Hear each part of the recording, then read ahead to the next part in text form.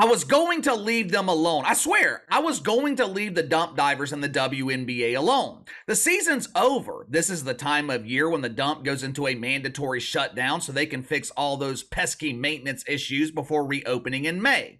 Now, of course, none of these issues ever get fixed during the shutdown. When the dump reopens in the spring, the product on the court is just as bad, if not worse, than it was before. When the WNBA finals ended, I didn't make a video talking about their ratings, even though the mainstream media was celebrating their so-called rating success.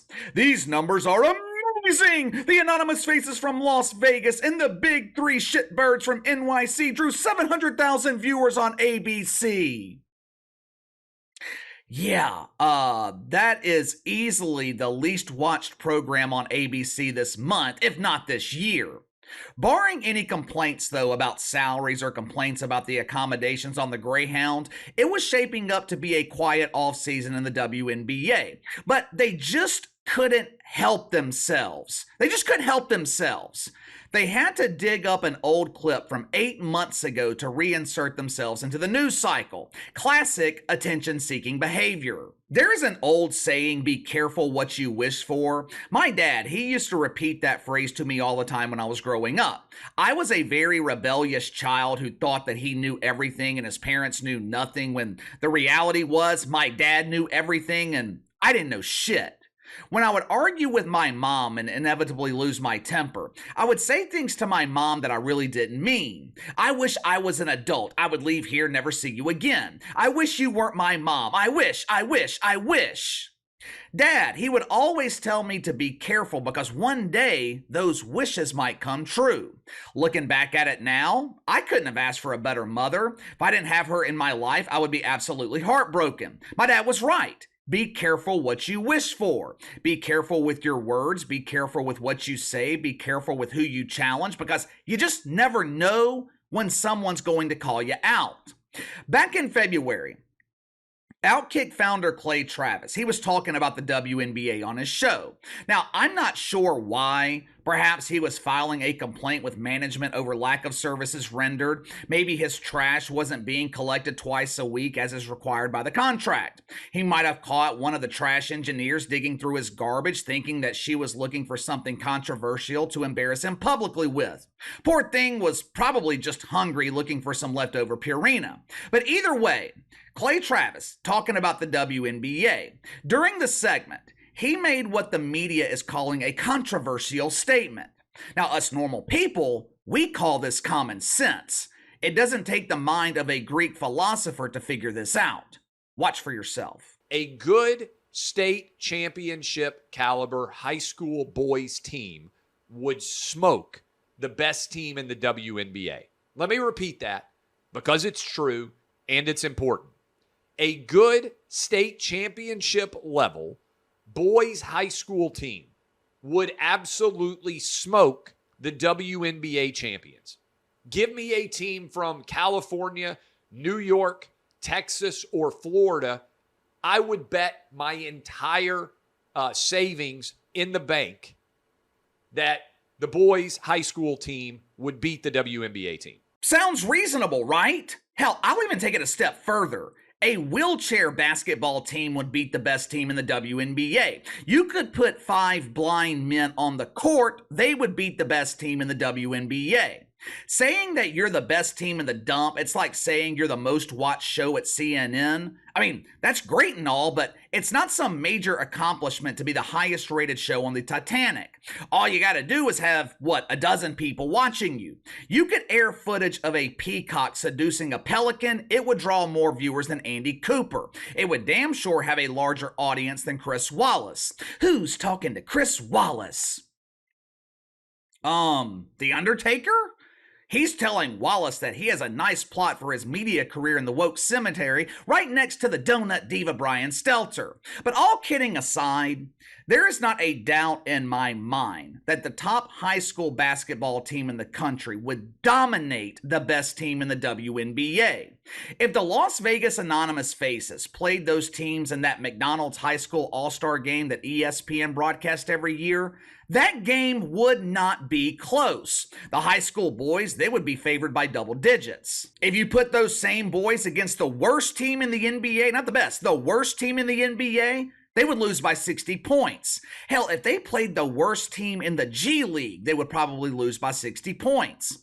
There is a huge difference, especially in basketball, between an elite high school or college player and a professional in the NBA. Huge difference. You could be a first-round draft pick in the NBA, you never play in the league. I know a lot of people complain about the modern NBA, but in terms of skill and athleticism, the NBA has never been more skilled and athletic. Now, you put this same high school team against the 5 best players in the WNBA, that game would be over at halftime. Clay Travis, he made these comments back in February. Now, you might be wondering, why are we talking about this? This happened 8 months ago. Well, one of the anonymous dump divers, they decided to challenge Clay Travis. Now, how many of you guys have ever heard of Chelsea Gray? Anyone? No one? Yeah, me either. According to Wikipedia, Gray is a point guard for the Las Vegas Anonymous Faces. She is responsible for guarding the collected scraps to make sure that they're not stolen so employees have plenty of food for the winter. Now, for those that don't know, and judging from the ratings for the WNBA Finals, I'm going to assume that's everyone. But for those that don't know, the Anonymous Faces from Las Vegas, they just won their 2nd consecutive championship in the WNBA. Now, this is going to make 2 off seasons in a row that the Anonymous Faces will have exclusive access to the Golden Toilet. Yesterday, the clip I just shared with you guys from Clay Travis, it started circulating again on social media. Now, instead of Gray continuing her championship celebration, instead of Gray taking advantage of a flushable toilet, she decided to get on Twitter and call Clay Travis a dumbass. Well, that's interesting. I don't think there was anything dumb about what Clay Travis said. It's not something I would call brilliant, it's just simple common sense. But Gray did not feel that way. No. Clearly, Clay Travis has to be a dumbass for thinking that a group of high school basketball players could beat a group of pretend basketball players. So, Clay Travis, he decided to respond with a challenge. He even made it interesting by offering something that employees in the WNBA don't have: money. Yesterday, Clay Travis issued a challenge to Gray and the Anonymous Faces, the reigning, defending champions of huge, embarrassing failure. Well, maybe. But Monty Jones, he might have something to say about that. But Clay Travis, he put up $1 million, put $1 million on the line. He told Gray to gather her teammates and make sure they bring their IDs with them so we can finally identify them. He's going to pick a boys basketball team who won their state championship at the high school level, and we can finally put this debate to rest once and for all. It will be the elite pretenders in the WNBA against a real basketball team. If the WNBA wins, they get to keep the $1 million. If the inevitable happens and the teenage boys win, Clay Travis keeps the money. Which, if I were him, I would find a way to give it to the kids, but he's not going to have to worry about that because this game is never going to happen. For starters, Chelsea Gray, she was suddenly silent once Clay Travis issued this challenge. I wonder why. Now, this was a brilliant move by Clay Travis because he knows that he is putting the WNBA in a lose-lose. One of the reasons that this game is never going to happen, WNBA players, they can't match that money. Pretend basketball players, they don't come close to making $1 million. Most of them, they're making minimum wage. It could take them 30 years to make $1 million. WNBA Commissioner Kathy Engelbert, better known here on the channel as the Diva of Dump Divas, she is never going to allow this to happen. Like I said, this is a lose-lose scenario for the WNBA. There's only one positive that could come out of this for the league. If this game were to actually happen, it would be the most watched game in the history of the WNBA. But when you think about that, that's not even really a positive either, because It proves that this league can't draw ratings without the assistance of real basketball players. But let's just assume for a second that this game were to actually happen. If the anonymous faces, they actually beat high school boys, people would make the case that was supposed to happen. The media claims that the WNBA players, they're professionals, even though most of us normal people consider them to be pretenders. But professionals, they should always beat amateurs. So the WNBA, they really don't gain anything from beating a team of high school boys.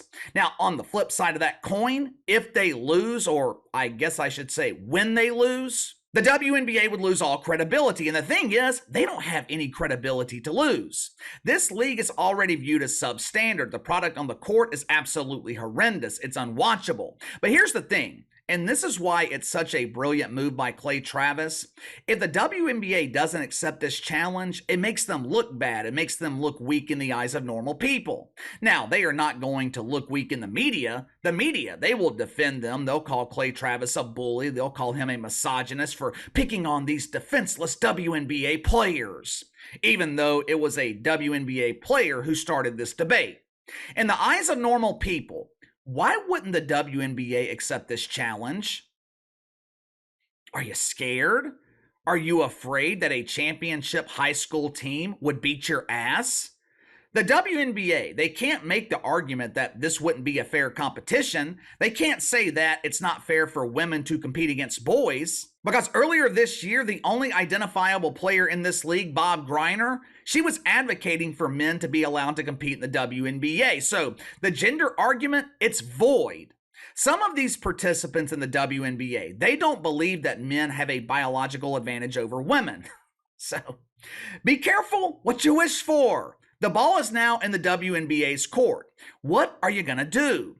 You've put yourself in a no-win scenario. You can accept this challenge and be embarrassed on a national level, which the WNBA, they are used to that already. They are embarrassed on a national level every time one of their games is broadcast on ESPN or ABC. Luckily for them, though, very few people are watching. Or you can ignore Clay Travis in this challenge and you look weak. Talking shit's all good when you have the ability to back it up, but WNBA players, they know they don't have that ability, which is why Chelsea Gray is suddenly silent. But give me your thoughts on this. Clay Travis challenges WNBA players to a game against a boys' high school basketball team. Do you think the WNBA accepts this challenge? And if they do, who wins and by how much? I think the high school boys win by double digits. Easily. I think they win by 20 or more points. Does anyone out there think the WNBA wins this game? Let me know. Sound off in the comments below. Like, subscribe, share the video. I appreciate your support. Best way to contact me is by email at btlkc84@gmail.com, KC_BTL84 on Twitter. I'll see you guys tomorrow.